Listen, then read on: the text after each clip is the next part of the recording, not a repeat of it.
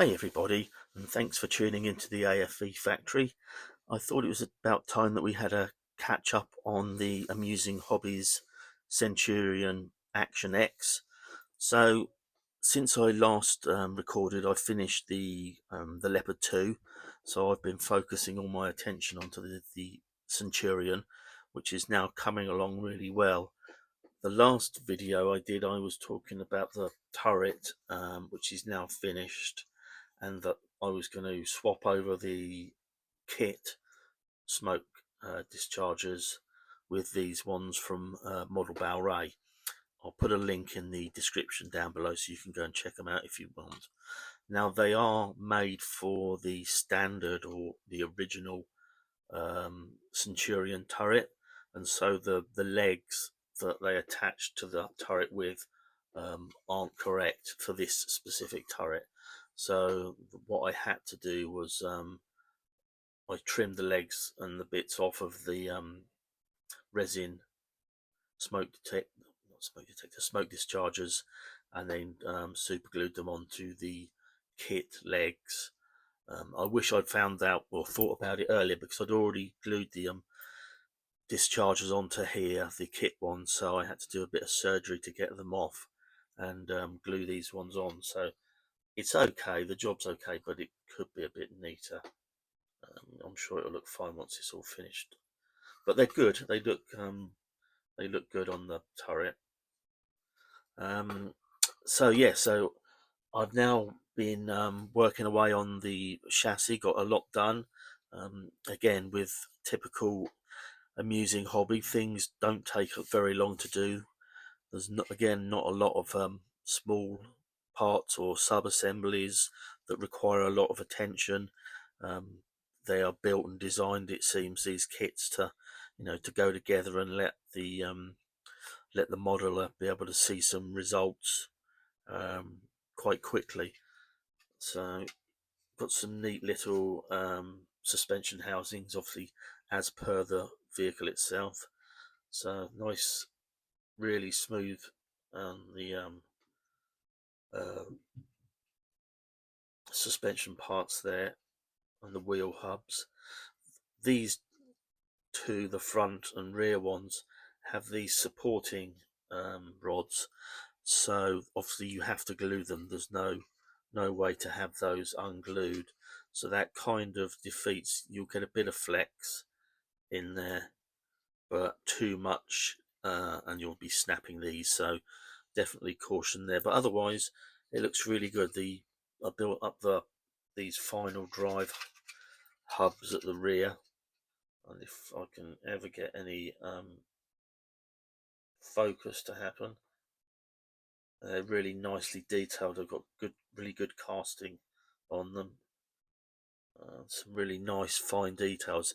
I'm currently building or started a Trumpeter Challenger 2 at my model club tonight, and it's interesting. I'm quite harsh with issues that I point out on these Amusing Hobby kits, mainly because I just don't want anyone to come back and say, "Oh, you were sort of praising up the kit when it wasn't so good." And I don't want to be accused of bias. I am being sent these kits by Amusing Hobby to build and review. That's no secret. But so I think I'm being probably quite critical, and having now started that Challenger 2, which is sort of 23 years old, it's an old kit, and the quality between that and this is unbelievable, really. And it starts to make you think, how good a quality, not just Amusing Hobby, but the majority of new manufacturers, the levels of quality we are actually getting now as modelers from these new kits. So yeah, it made me think a bit, and I do point things out, but I will endeavour to sort of not be as critical or not be overcritical. That's what I'm trying to say. So yeah, so that's the tub or the bottom of the hull done, and with that onto the wheels. So again, they're really nicely moulded. apart from I did have an issue that I have pointed out, is they are a bit dished. You can see there where I've sanded off the points where they were fixed to the sprue. In the centre there, you've got these shiny areas. Well, the shine is the original finish of the tyre, and then obviously the rough or the dull part is where I've sanded round there. Now it is minimal, you can see it like that when it's pointed out, but you're not going to see it particularly once it's on the vehicle, with the tracks running around it, and once it's painted and weathered. So yeah, it's something that I noticed, something I wanted to point out, but I don't consider it to be a great failing of this kit. Just an observation. Now the kit tracks are, as I've said before, they're individual links. They come in a bag. No sprues on them, no cleaning up, and they go together very quickly. I put this little run here together, like in sort of probably 5 minutes, and they are workable, as you can see. And the other thing, which is why I had this sprocket here, is they do wrap round. You quite often get tracks that are okay when they're in a straight line, but when you try to wrap them round the sprocket, there we go. The gap between the teeth of the sprocket is too wide, and you end up with it stretching, or in worst cases breaking the joint in the links. But there's no harm of that here. So regarding the quality, as in how well these work, if you're putting them together and you get a nice, let's see if I can put one together, you get a nice crisp sort of click when you push down on the link and get it to engage with the other one.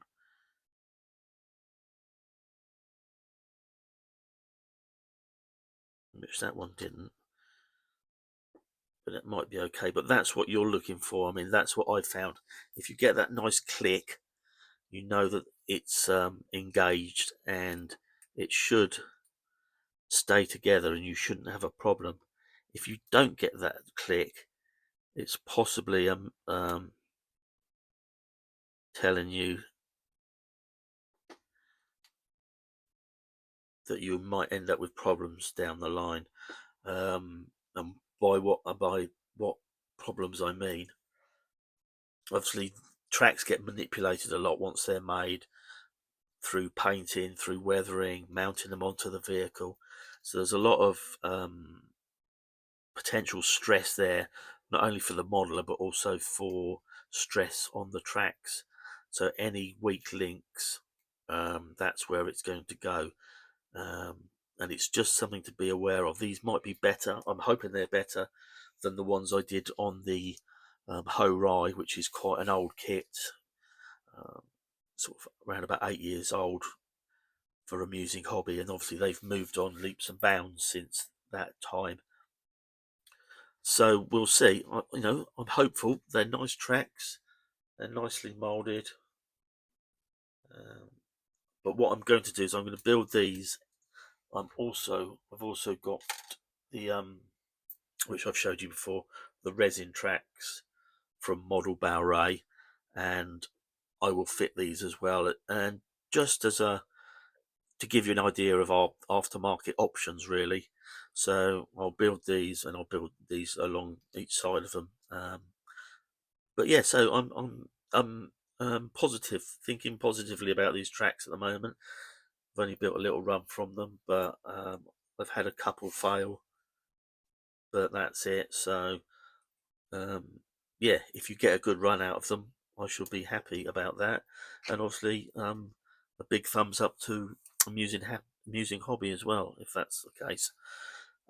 So yeah, I'll leave it there. By the time I do the next video, the tracks will be done, and the upper hull will be closed up maybe possibly even finished. As I say, these kits go together, you know, very quickly.